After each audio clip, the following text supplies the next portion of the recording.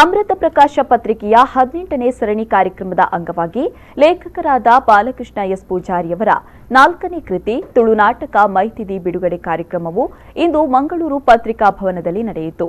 ನ್ಯಾಯವಾದಿ ಯಕ್ಷನಂದನ PV ಐತಾಳ್ರವರ Panambur English Yakshagana ಬಳಗದ ಸಂಚಾಲಕರು ಹಾಗೂ ಸಂಘಟಕರಾದ ಪಿ ಸಂತೋಷ್ ಐತಾಳ್ರವರು ಬಿಡುಗಡೆಗೊಳಿಸಿದರು. ಬಳಿಕ ಮಾತನಾಡಿದವರು, ಅರ್ಥಗರ್ಭಿತವಾದ ಮನಸ್ಸಿಗೆ ಮುದ ನೀಡುವ ತಿಳುವಳಿಕೆಗಳನ್ನು ಮೂಡಿಸುವಂತಹ ಅನೇಕ ರೀತಿಯ ಸಂಭಾಷಣೆಗಳು ಈ ನಾಟಕದಲ್ಲಿ ಮೂಡಿಬಂದಿದೆ ಅಂತ ಮೆಚ್ಚುಗೆಯನ್ನ ವ್ಯಕ್ತಪಡಿಸಿದರು. ಈಗ ಕೂಡು ಸಂಸಾರ ಇಲ್ಲ, ಸಂಸಾರ ಅಂದ್ರೆ ಏನು, ಅದರಲ್ಲಿ ಯಾರೆಲ್ಲ ಇದ್ದಾರೆ, ಆ ಅನುಭವ ಮುಂದೆ ಕೂಡು ಕುಟುಂಬ ಇರುವಾಗ ಎಲ್ಲರಿಗೂ ಅನುಭವ ಆಗ್ತಿತ್ತು. ಆದ್ರೆ ಈಗಿನ ಮಕ್ಕಳಿಗೆ ಅದಿಲ್ಲ. ಅಪ್ಪ ಅಮ್ಮ ಬಿಟ್ರೆ ಒಂದೋ ಎರಡೋ ಮಕ್ಕಳು ಅಷ್ಟೇ ಮನೆಯಲ್ಲಿರುವುದು.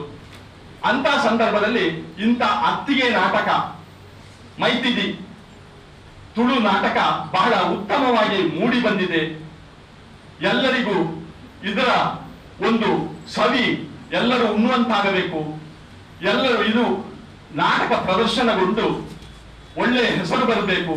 ಅದೇ ರೀತಿ ಇದು ಅಶೋಕ್ ಕುಮಾರ್ ಕಾಸರಗೋಡು ಹೇಳಿದಾಗೆ ಇದು ಚಲನಚಿತ್ರವೂ ಆಗಿ ಬಾಲಕೃಷ್ಣ ಪೂಜಾರಿಯವರಿಗೂ ಹಾಗೂ ತುಳು ಈ ನಮ್ಮ ಸಂಸ್ಕೃತಿಯ ಈ ನಮ್ಮ ಊರಿನ ಭಾಷೆಯಾದಂತ ತುಳು ಕೂಡ ಈ ರೀತಿಯಲ್ಲಿ ಬೆಳಗುವಂತಾಗಲಿ ಅಂತೇಳಿ ಆಶಿಸುತ್ತಾ ಈ ಸಂದರ್ಭ ಕನ್ನಡ ಸಾಹಿತ್ಯ ಪರಿಷತ್ ಬೆಂಗಳೂರಿನ ಮಾಜಿ ರಾಜ್ಯಾಧ್ಯಕ್ಷರಾದ ಹರಿಕೃಷ್ಣ ಪುನರೂರು, ಲೇಖಕರಾದ ಬಾಲಕೃಷ್ಣ ಎಸ್ ಪೂಜಾರಿ, ಅಮೃತ ಪ್ರಕಾಶ ಪತ್ರಿಕೆಯ ಉಪಸಂಪಾದಕರಾದ ಡಾ ಕಾಸರಗೋಡು ಅಶೋಕ್ ಕುಮಾರ್, ವ್ಯವಸ್ಥಾಪಕ ಸಂಪಾದಕಿ ಡಾ ಮಾಲತಿ ಶೆಟ್ಟಿ ಮಾಣೂರು ಉಪಸ್ಥಿತರಿದ್ದರು.